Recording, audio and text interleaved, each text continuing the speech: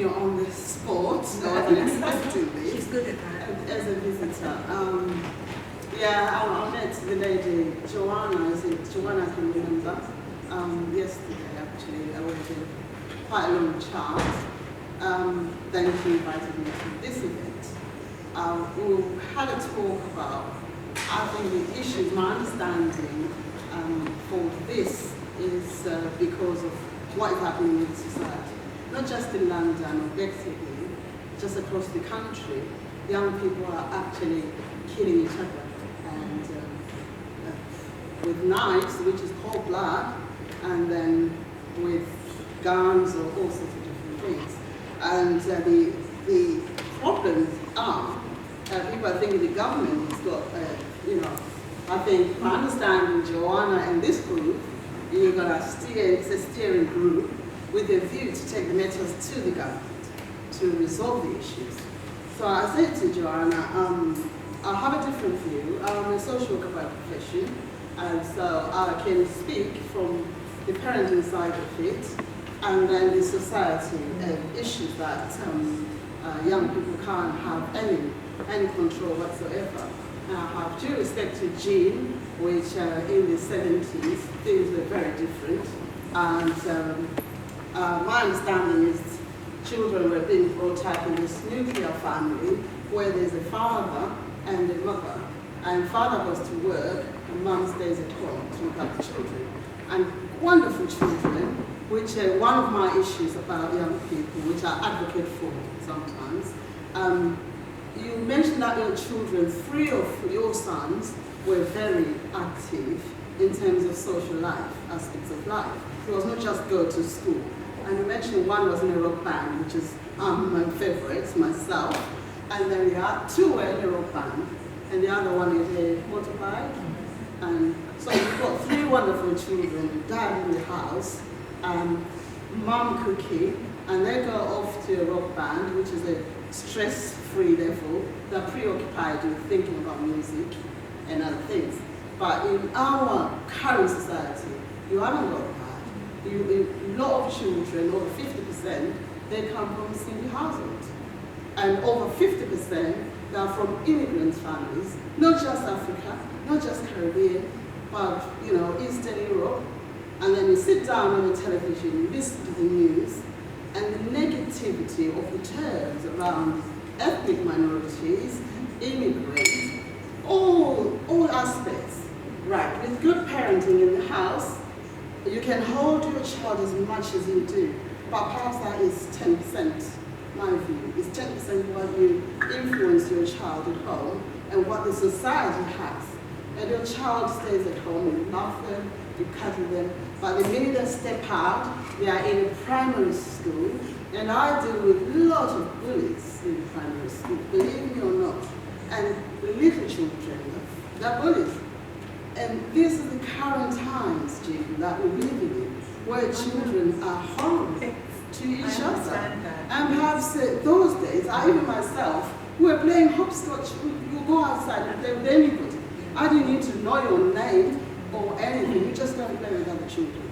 But now, the society is we are individualistic. We haven't got any community, I think I was saying that. We can take the matters to the government and get as much money as we can, but if in the society, all of us, we can love one another as neighbors, and we can respect one another, we're not getting anywhere. We have only one man in the room. How many male in the room today? It's 1, 2, 3, 4, and 4. Sorry, 4. Beg your pardon. We have 4 men in the room, and the majority are female. So we have that issue as well. Man, they don't think they're responsible. And I'm sure you invited them many years, you did. But we only have, due respect, and lovely to see you, and we've got them here. But where are they?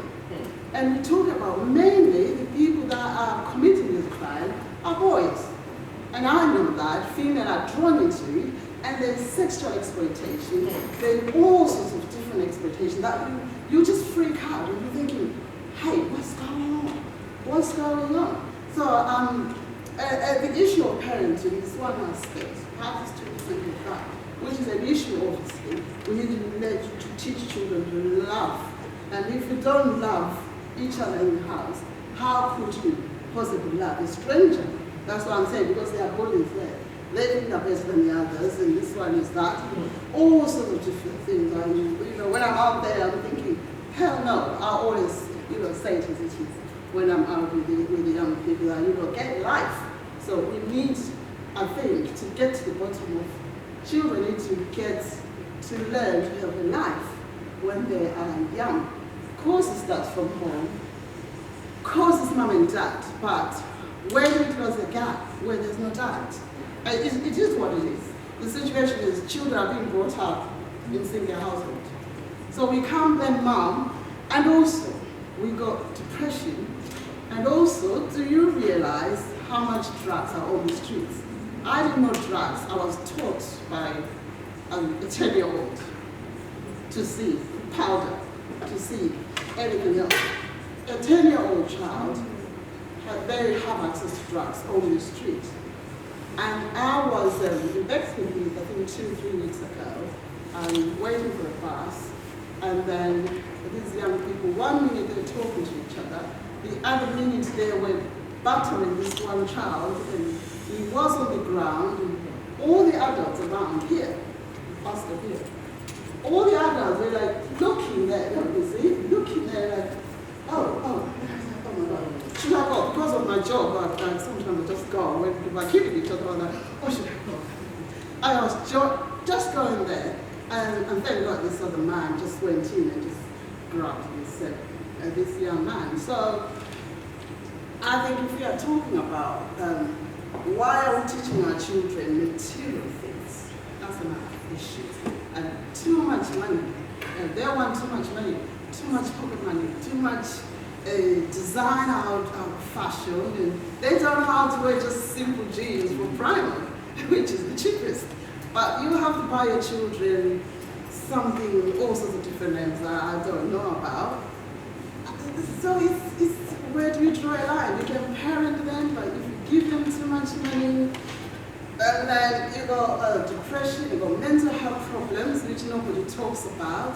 And also, behind every behavior, there's something that might happen, and they might have been abused. And there are also different sorts of abuses that nobody, people just walk, but behind them, there's so much going on. And how do we deal with that? And I think it's quite interesting why I came along, because I'm very much interested in this, and I do work with young people.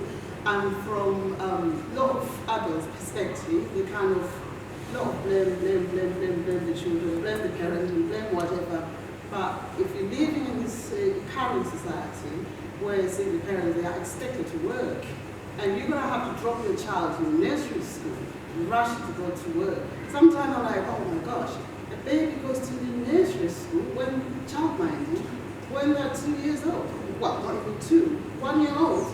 And you get them out 6 o'clock in the morning, and you got to rush and get to work. How could it possible? The time you come back, it's like 8 o'clock. You are exhausted. You can't even eat. And so how do we balance that? Well, I think if we are to really genuinely help these young people, and perhaps we need to invite them here, and we talk to them in terms of, as parents obviously, parenting is critical, but what about those who don't have parents? And the immigration side of things, like a lot of Caribbean, Africans, not so much the Eastern Europeans, but perhaps very soon with Brexit, you're going to have some Eastern European coming along with immigration problems. And you've got children who are born here, they didn't know that they